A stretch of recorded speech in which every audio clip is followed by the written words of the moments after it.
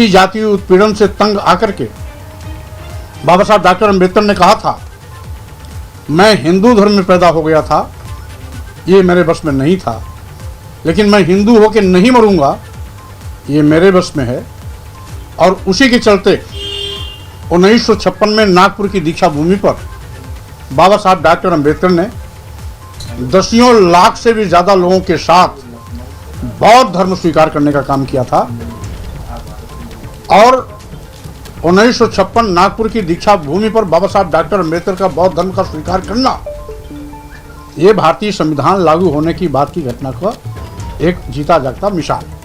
रही बात, मैं विद्यार्थी था, बाबू जगजीवन राम जी अपने समय के चोटी के नेता थे, कांग्रेस के राष्ट्रीय अध्यक्ष भी रह चुके थे, 1 दर्जन विभागों के कैबिनेट मंत्री रहे, 50-60 साल का उनका एक लंबा राजनीतिक करियर था।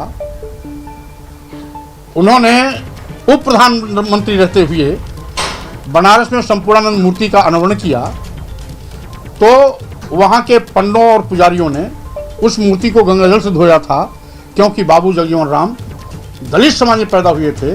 तो बहुत बड़े नेता होने के बावजूद भी जाति आधार पर बाबू जगजीवन राम जी द्वारा उद्घाटित संपूर्णानंद की मूर्ति का गंगाजल से धोया जाना, ये बाबू जगजीवन राम जी का अपमान था, उस पूरे जाति और समाज का अपमान था जिस जाति और समाज में बाबू जगजीवन राम पैदा हुए थे। तीसरी घटना,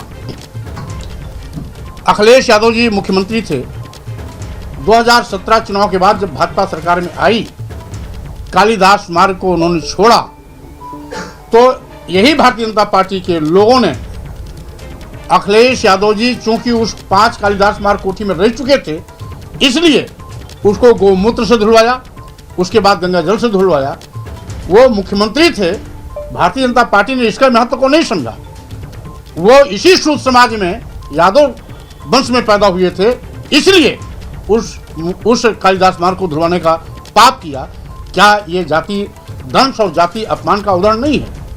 जब बाबा साहब डॉक्टर अम्बेडकर दुनिया के सबसे बड़े विद्वान होने पर भी अपमानित किए जाते हैं जाति के आधार पर, बाबू जगजीवन राम अपने समय के देश के चोटी के नेता होने के बावजूद भी जब उनके द्वारा उद्घाटित मूर्ति को गंगाजल से धो करके उनका अपमान किया जाता है, अखिलेश यादव जी उत्तर प्रदेश जैसे बड़े प्रदेश के मुख्यमंत्री रहने के बाद कालिदास मार्ग छोड़ते हैं, तो उसको भी ऐसे ही धर्म के नौटंकी करने वाले लोगों ने उसको गोमूत्र से धोया, गंगाजल से धोया।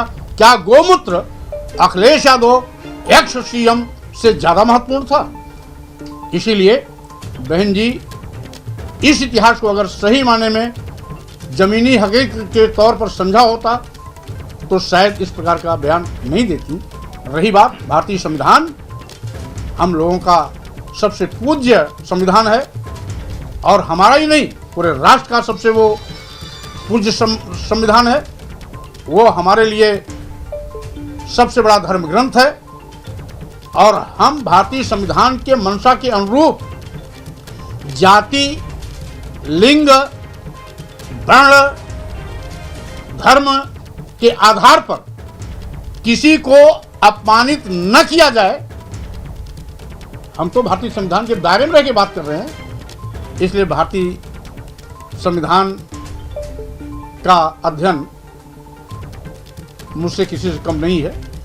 माननीय बहन जी को अगर भारतीय संविधान के अनुच्छेद बाबा साहब डॉक्टर अम्बेडकर की जाति पीड़ा, बाबू जगजीवन राम जी का जाति पीड़ा, अखिलेश यादव की जाति पीड़ा को अगर देखी होती तो शायद उनका ट्विटर नहीं होता। और रही बात 1995 की घटना का जिक्र उन्होंने किया,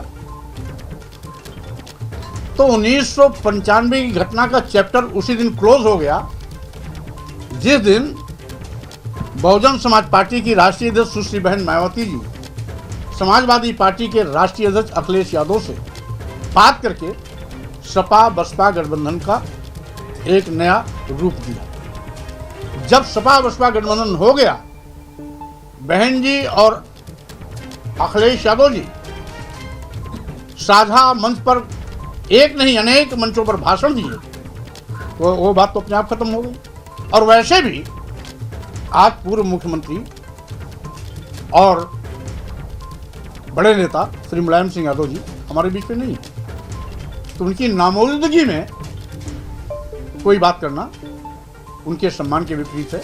और फिर गठबंधन के बाद तो आपने अपने आप सब भुला दिया, तो अब गड़ा मुर्दा उखाड़ने की आवश्यकता क्या है। आज जब हमने इस देश की महिलाओं, आदिवासियों, दलितों, पिछड़ों के सम्मान की बात की, तो ऐसे ढोंगी, पाखंडी, धर्म के नाम पर दिखावा करने और छलावा करने वाले लोग, उनको अपमानित करना, गाली देना ही अपना धर्म मानते हैं। अच्छा होता ये महिलाओं, आदिवासियों, दलितों, पिछड़ों, जो सभी हिंदू धर्मावलंबी हैं, इनके सम्मान की बात करते, हिंदू धर्म भी बचता, हिंदू धर्म का विस्तार भी